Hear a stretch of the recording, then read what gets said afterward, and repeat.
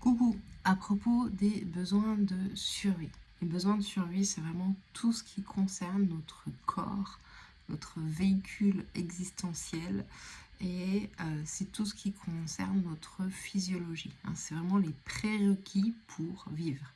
Pour vivre, tu vas avoir besoin de manger, de respirer, de dormir, de thermoréguler, de pouvoir grandir, de pouvoir te reposer. Tu vas avoir besoin en fait d'être en bonne santé. Tu vas avoir besoin en fait d'un tout un nombre de choses qui globalement sont les mêmes pour tous les êtres humains. Et j'insiste là-dessus parce qu'en fait c'est un truc énorme dans notre psyché.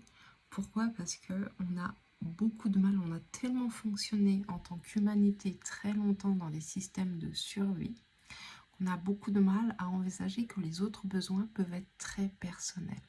Ce qu'il y a d'intéressant en fait avec les besoins de survie, c'est que fondamentalement, c'est pareil pour tout le monde. Donc, quand on néglige un besoin de survie, c'est vraiment quelque chose de grave. Et quand on prive l'autre d'un besoin essentiel à sa survie, c'est quelque chose de grave parce qu'on ne peut pas dire qu'on ne savait pas. Quelconque entrave à un besoin de survie constitue une menace.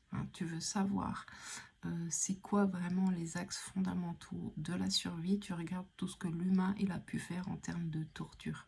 Voilà, comme ça tu as une idée très claire de ce qu'on peut faire en fait pour priver quelqu'un de ses besoins de survie. Mais c'est aussi un sujet qui est relié à notre corps, qui est relié à notre animalité et qui est un sujet qui peut être potentiellement très tabou.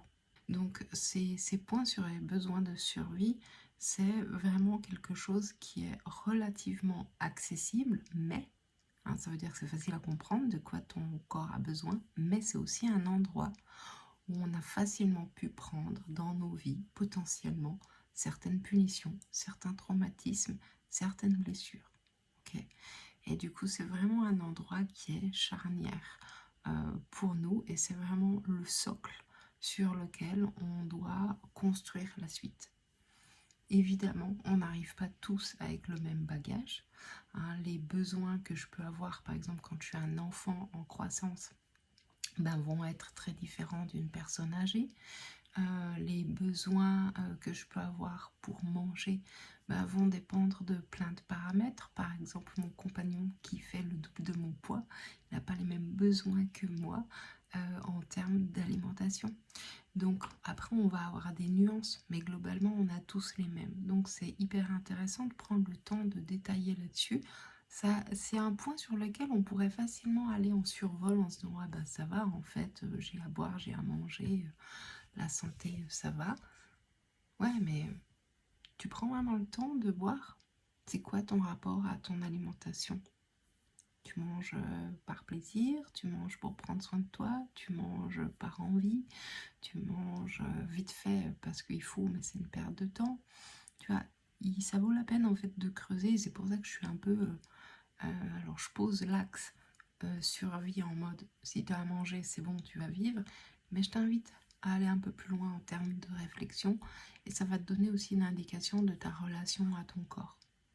Est-ce que tu es à l'aise avec prendre soin de ton corps? Est-ce que tu es à l'aise avec le fait d'aller demander de l'aide quand tu es malade et d'aller consulter un médecin par exemple? Est-ce que tu es à l'aise avec le fait de prendre le temps qu'il faut pour dormir? Ou est-ce que tu es encore comme les enfants en mode rebelle, genre non, non, moi je veux pas dormir, c'est une perte de temps, je veux juste jouer et m'amuser. Donc bon, ça rentre pas, tu vois, dans l'aspect analyse des besoins, dans le sens que si tu as à boire, à manger, que ta physiologie elle fonctionne, mais je t'invite, si tu veux, à réfléchir un peu plus profondément, en fait, à qu'est-ce que ça représente pour toi, chacun de ces points. Parce que tu vas en apprendre beaucoup sur ta relation au corps.